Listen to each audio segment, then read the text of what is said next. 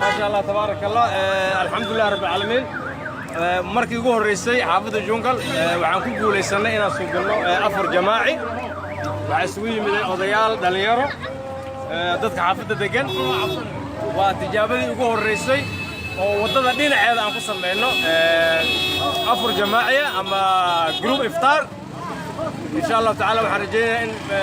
ay nagu daysan doonaan xaafadaha kale ee magaalada muqdisho وانا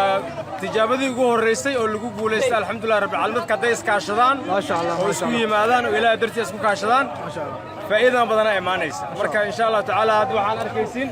waa asxaabtay dhalinyarada xaafada oo lacag iska aruuriyay lacag iska soo dardaray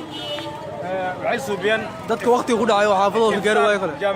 marka insha Allah taala war xajeen insha Allah in noqon doonto mid oo guuleystay ilaa idinkiis دعاءنا الله أقبله وبالرمضان آمين آمين آمين صون كان الله أقبله عبادنا الله أقبله السلام عليكم ورحمة الله وبركاته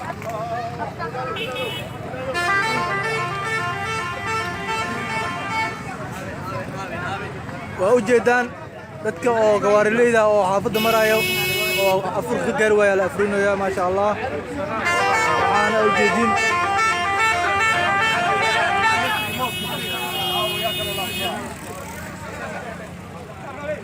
afurun xoogan ayaa ka soo tacaaw xaafada jungal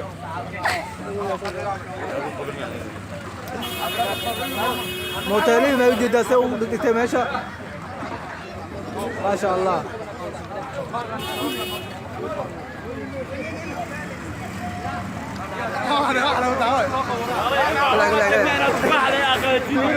لا